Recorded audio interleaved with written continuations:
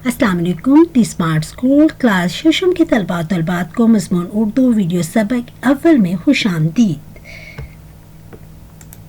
हमारे आज के सबक का मौजू है मज़मून नवीसी। क्लास शशम दुरानिया है 70 मिनट। दरकार वसाइल है कापी और पेंसिल। प्यारे बच्चों, आप सब बच्चों के पास कापी और पेंसिल मौजूद होनी चाहिए।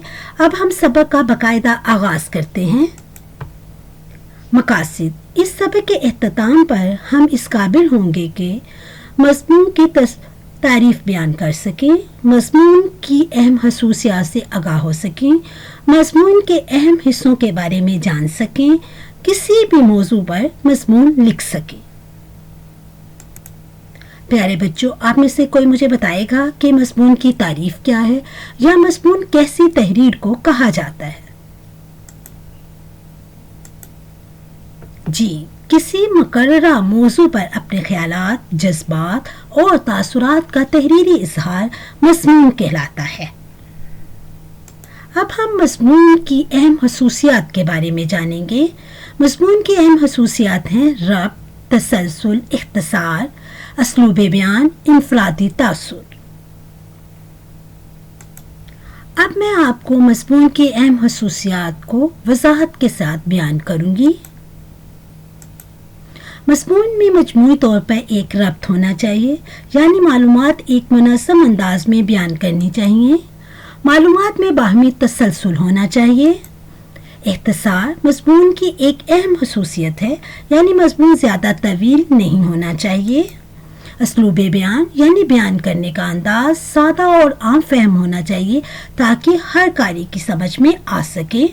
मुदल्लिल अंदाज यानी दलील के साथ अपने ज़ाती ख्यालात का इजहार भी करना चाहिए। अब हम मज़मून के अहम हिस्सों के बारे में जानेंगे। मज़मून के बुनियादी तौर पर 3 हिस्से होते हैं: तमहीद, नफ्से मज़मून, खात्मा या इख्तिताम। तमहीद मज़मून का आगाज़ होता है और आगाज़ मज़मून का बहुत दिलचस्प और मुअस्सर होना चाहिए।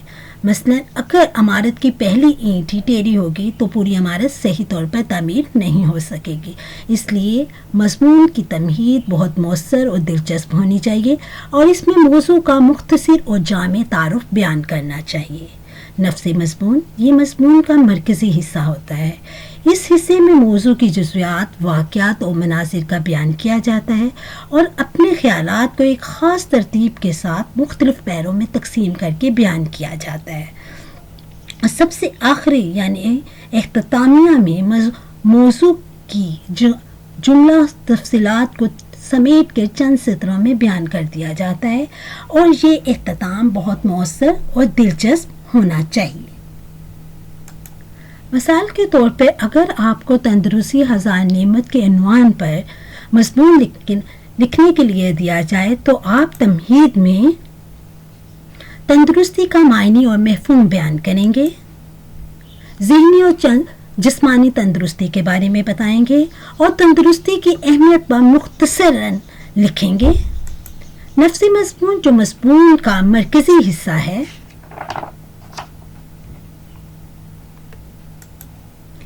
इस हिस्से में आप तंदुरुस्ती की अहमियत और ज़रूरत पर रोशनी डालेंगे और बयान करेंगे कि अगर आप ज़हनी तौर पर तंदुरुस्त हों तो उम्दा और तरोताज़ा ख़यालात आपके जहन में आएंगे और इन उम्दा ख़यालात को अमली जामा आप उसी सूरत में बना सकते हैं अगर आप जिस्मानी तौर पर सेहतमंद होंगे। इसके साथ साथ आप ये बयान करेंगे कि तंदुरुस्त अफराद ही माशरे के मुफीद अफराद होते हैं। एक पैराग्राफ में आप ये लिखेंगे कि सेहतमंद अक़वाम ही तरक्की याफ्ता अक़वाम कहलाती हैं। खात्मा या इख्तिताम में आप हिफ़्ज़ान सेहत के असूलों की पाबंदी के बारे में बताएंगे। फिर कोई शेर ऐसा लिखेंगे जो उस उन्वान की मज़ीद वजाहत करे या किसी का कौल या दुआ के साथ आप जो है मज़मून का इख्तिताम करेंगे।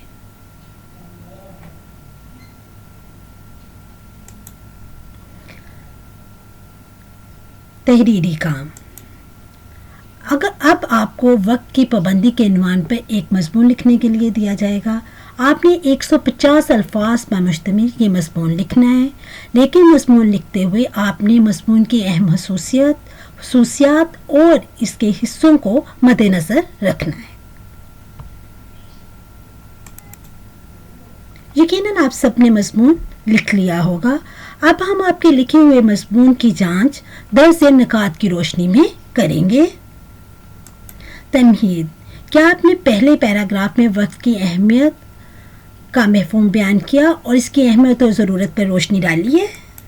نفس مضمون: یہ مضمون کا مرکزی حصہ ہے، اس میں آپ نے نظام کائنات کے حوالے سے وقت کی پابندی کا ذکر کرنا ہے۔ اس کے ساتھ ساتھ دین اسلام یعنی ہمارا مذہب ہمیں وقت کی پابندی کا کس طرح درس دیتا ہے۔ ہمارے تمام ارکان اسلام وقت کی پابندی کا درس دیتے ہوئے دکھائی دیتے ہیں۔ کیا آپ نے مضمون میں اس کا ذکر کیا؟ پھر ایک طالب علم وقت کی پابندی کر کے کس طرح کامیاب و کامران ہوتا ہے۔ کسان اگر وقت کی پابندی نہیں کرتا تو نہ صرف وہ خود نقصان اٹھاتا ہے بلکہ اس سے پوری قوم کو نقصان پہنچتا ہے۔ اور وقت کی پابندی نہ کرنے کی کیا کیا نقصانات ہیں، اس پہ آپ نے ایک پیراگراف لکھا ہے۔ اس کے ساتھ ساتھ اختتام یہ کہ وقت کی پابندی زندگی کا ایک اہم اصول ہے۔ کامیاب و ترقی یافتہ اقوام اس لیے کامیاب و ترقی یافتہ ہیں کہ ان قوموں نے وقت کی پابندی کی۔ اس کے ساتھ ساتھ آپ نے کیا کسی قول یا دعا کے ساتھ اپنے مضمون کا اختتام کیا ہے؟ آپ نے ان نکات کو سامنے رکھتے ہوئے اپنے مضمون کی جانچ کرنی ہے۔ آدھا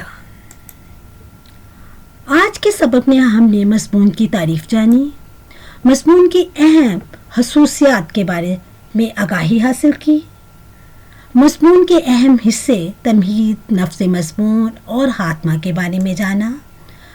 آپ کو نمونے کا ایک مضمون بھی دکھایا گیا جس میں ان تمام خصوصیات اور اہم حصوں کو مد نظر رکھا گیا۔ پھر آپ نے دیے گئے عنوان پر مضمون لکھا۔ گھر کا کام: آپ کو موضوع وقت کی محنت کی عظمت دیا جا رہا ہے۔ آپ نے محنت کی عظمت کے عنوان پر کم از کم 150 الفاظ پر مشتمل ایک مضمون لکھنا ہے۔ یقیناً آج کے سبق میں آپ نے بہت کچھ سیکھا ہوگا۔ شکریہ، اللہ حافظ۔